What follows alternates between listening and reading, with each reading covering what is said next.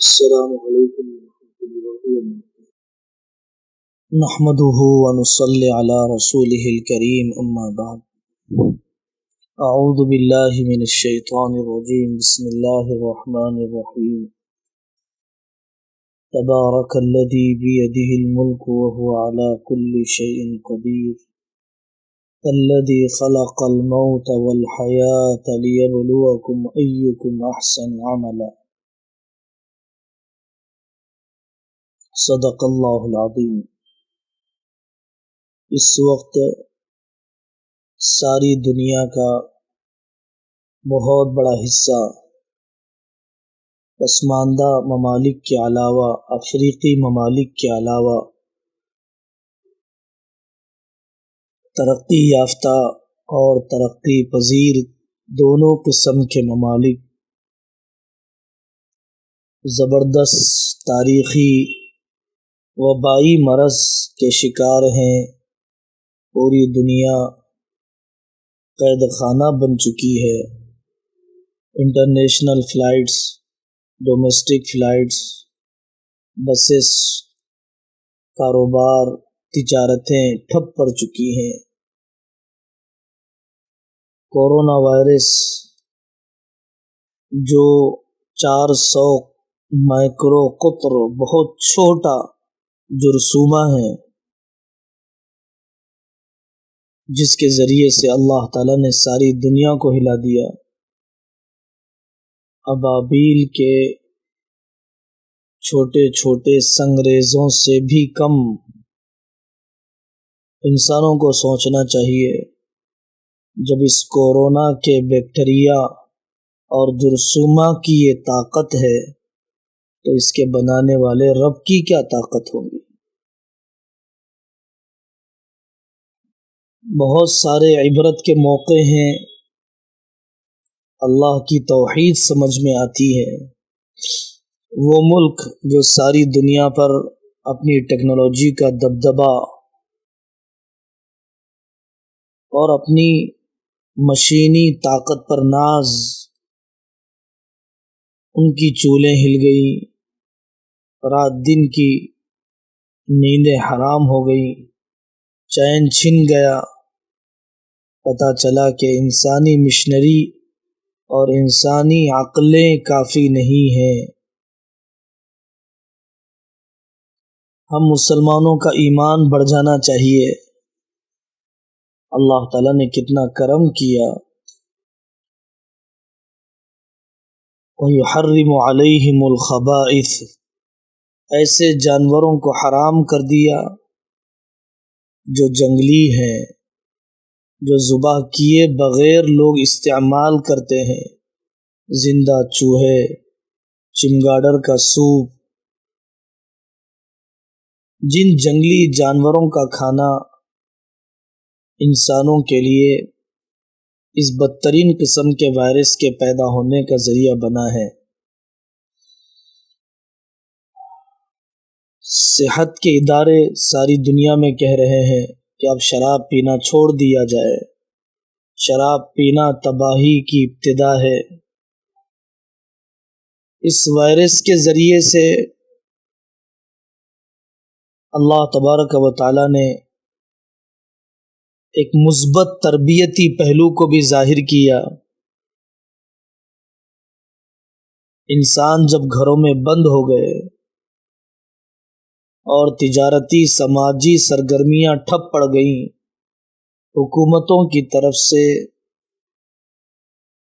Lock down اور جبریہ پابندی عائد کی گئی، ہم گھروں میں ہیں، رشتے نزدیک ہو جا رہے ہیں، صفائی کا اہتمام بڑھ رہا ہے، کمپنیوں کی آلودگی جس نے درندوں اور جنگلوں کو نقصان پہنچایا تھا، وہ کمپنیوں کا پولوشن رک رہا ہے، فوج کا بجٹ صحت پر خرچ ہو رہا ہے، عیش و عشرت کے اڈے ختم ہو رہے ہیں۔ اس وبائی بیماری کا ایک مثبت پہلو اللہ تعالیٰ نے یہ ظاہر فرمایا۔ اس موقع پر بہت سے علمی اور فقہی موضوعات ہیں جو عوام الناس کے درمیان چل رہے ہیں، جس سلسلے میں ہمارے بڑوں کی طرف سے وقتاً فوقتاً وضاحتیں آ رہی ہے۔ بڑوں کی انہی باتوں کو یکجا مرتب انداز میں عام فہم سلیقے سے پیش کرنے کی میں کوشش کر رہا ہوں۔ ہماری شریعت ہمیں توکل سکھاتی ہے اور احتیاط بھی سکھلاتی ہے۔ توکل کا مطلب یہ ہے کہ بیماری کوئی بذات آگے نہیں بڑھ سکتی جب تک کہ اللہ نہ چاہے۔ حدیثوں کے اندر وہ مشہور واقعہ ہے کہ جب لوگوں نے کہا کہ ایک خارشی اونٹ دوسرے اونٹ کے لیے خارش اور کھجلی کا ذریعہ بن جاتا ہے، حضرت رسول اللہ صلی اللہ علیہ وسلم نے فرمایا کہ پھر پہلے اونٹ کو کس نے خارش لگائی ہے؟ تو حقیقت اور توکل یہی ہے کہ پہلے اونٹ کو کھجلی اور خارش بھی اللہ کے چاہنے اور تصرف سے ہوئی، اور بعد کے اونٹ کو بھی خارش اور کھجلی اللہ کے تصرف اور قدرت سے ہوئی۔ دوسری بات احتیاط کی ہے۔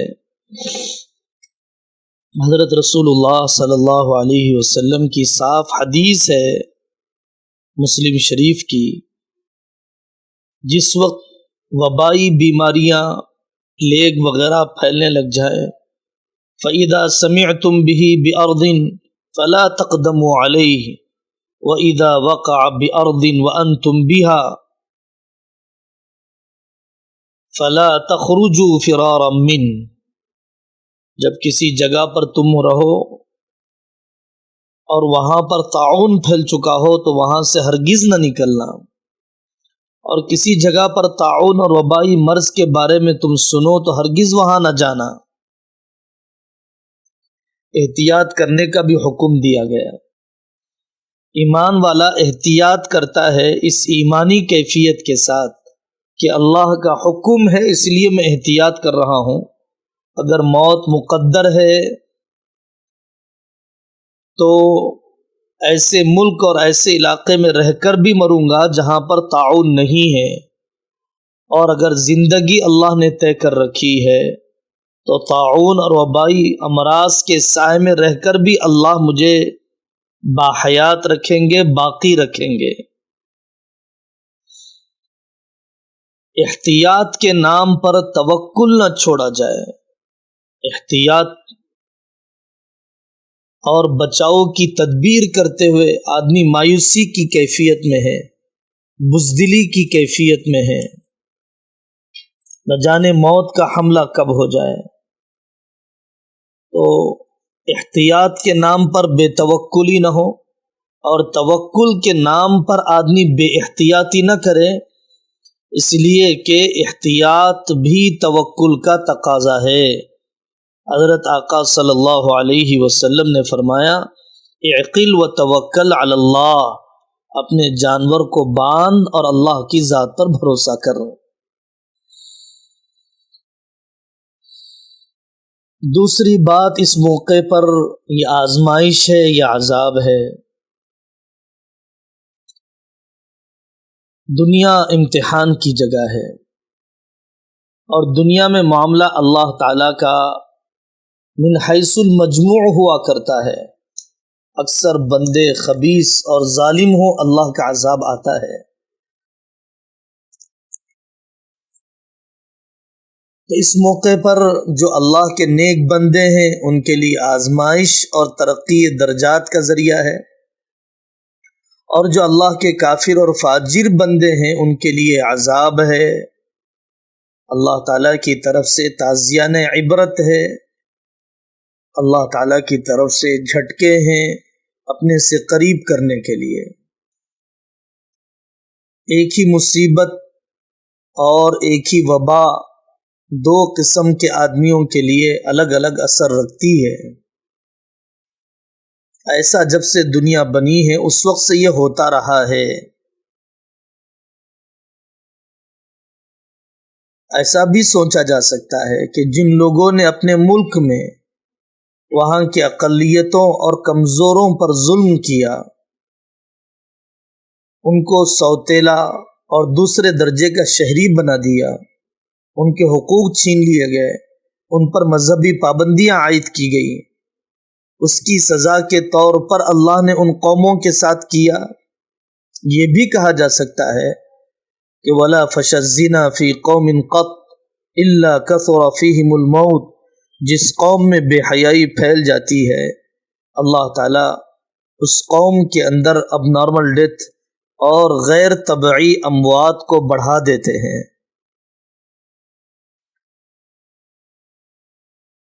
تیسرا موضوع اس موقع پر جو بار بار پوچھا جا رہا ہے، کیا اس مرض سے مرنے والا شہید کہلائے گا؟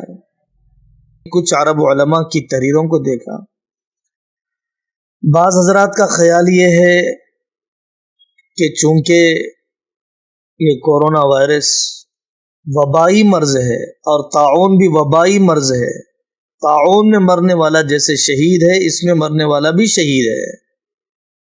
بعض حضرات نے کہا کہ اس اعتبار سے آخرت کے اعتبار سے تو شہید نہیں ہوگا، لیکن صبر کرنے کی وجہ سے، اللہ کے فیصلے پر راضی رہنے کی وجہ سے امید ہے کہ اللہ تعالیٰ اس کو بہترین اجر عطا فرمائیں گے۔ چوتھا موضوع، چونکہ اہل دل کے لیے، اہل ایمان کے لیے گھروں میں بند ہو جانے، کاروبار کے بند ہو جانے سے بڑا حادثہ یہ ہے کہ عمرہ بند ہو گیا، طواف کی توفیق چھن گئی، حرمین شریفین کی حاضری سے محروم کر دیے گئے، تو واقعی استغفار کیا جانا چاہیے، واقعی تڑپنا چاہیے۔ فلولا اذ جاءہم بأسنا تضرعوا، ان حالات میں سب سے بڑا تقاضا یہ ہے کہ ہمارے اندر تضرع کی، آہوازاری کی، توبہ و انابت کی، رقت و توجہ اللہ کی کیفیت پیدا ہونا چاہیے۔ بعض حضرات کو یہ شبہ ہے کہ چونکہ عمرہ بند ہو گیا، طواف بند ہو گیا، یہ قیامت کی بڑی علامتوں میں سے ہے۔ ایک روایت ہے لا تقوم الساعة حتى لا يحج البيت، قیامت بپا نہیں ہوگی یہاں تک کہ حج نہیں رک جائے گا، حج جب رک جائے گا تو قیامت بپا ہو جائے گی۔ تو بعض حضرات کو یہ اندیشہ ہونے لگا کہ قیامت بپا ہو جائے گی کیونکہ اب طواف اور عمرہ رک چکا ہے۔ ایسا نہیں ہے، تاریخ میں بہت سی مرتبہ حج بند ہوا ہے، عمرے بند ہوئے ہیں، طواف بند ہوا ہے۔ قرامطہ کا زمانہ، بعض خون ریز جنگیں ہوئیں، بعض جھڑپیں ہوئیں، بعض وبائی امراض پھیلے، تو اس وقت بیت اللہ کا حج رک گیا، بہت کم تعداد پہنچ پائی۔ تو حقیقت یہ ہے کہ یہ توقف دائمی ہے، عارضی، یہ دائمی نہیں ہے بلکہ عارضی ہے، یہ ہمیشہ کے لیے نہیں ہے بلکہ ٹیمپروری ہے، یہ عارضی طور پر توقف ہوا ہے۔